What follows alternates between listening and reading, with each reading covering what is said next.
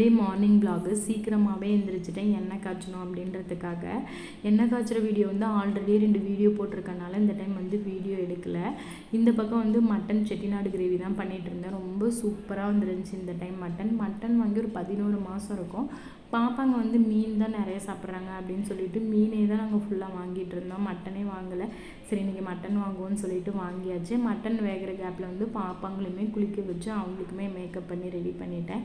எண்ணெய் காய்ச்சறதுக்கு பாத்திரம் மேலேருந்து எடுக்கிறப்ப இந்த மினி இட்லி பிளேட் பார்த்தேன். சரி இதுவும் இன்றைக்கி பண்ணுவோம், இன்றைக்கி நான்வெஜ்ஜும் செய்கிறோம்ல அப்படின்னு சொல்லிட்டு இதுவுமே பண்ணியிருந்தேன். ரொம்ப சூப்பராக வந்துருந்துச்சு. அந்த இட்லி வந்து கொஞ்சம் ஆறுனதுக்கப்புறம் எடுத்தோம் அப்படின்னா கொஞ்சம் கூட அந்த பாத்திரத்தில் ஒட்டாமல் வந்துச்சு. அது பட்டன் இட்லின்னு தான் நம்ம சொல்லணும். 1 ஸ்பூன் மாவு எடுத்தோம் அப்படின்னாலே வந்து 2 அந்த இட்லி குழி வந்து ஃபில் ஆகிற மாதிரி இருந்துச்சு.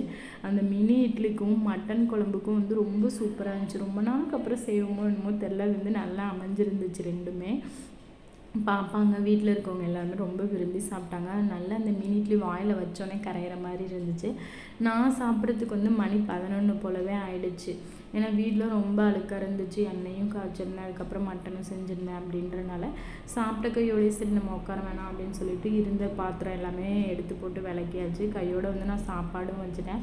சாப்பாடு வச்சு ரசம் மட்டும்தான் வச்சேன். ஏன்னா மற்ற வேலைலாம் நிறைய இருக்குது அப்படின்னு சொல்லிட்டு நடுவில் துணியுமே காய போட்டிருந்தேன். சமைக்க பாத்திரமுமே விளக்கிட்டு இருந்தேன். நடுவில் இங்கே பாப்பாங்களையும் பார்த்துட்டு இருந்தேன்.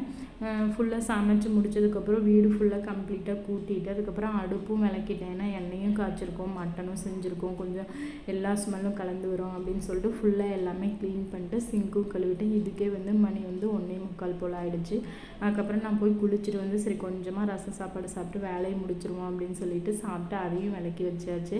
இதுக்கப்புறம் கடையை மூடிடலாம். சண்டே வந்து கொஞ்ச நாள் ரெஸ்ட் எடுக்கலன்னா அது சண்டே இல்லைன்னு சொல்லி எல்லா வேலையும் முடிச்சு ரெஸ்ட் எடுத்தாச்சு. வீடியோ பிடிச்சிருந்தா லைக் பண்ணுங்கள்.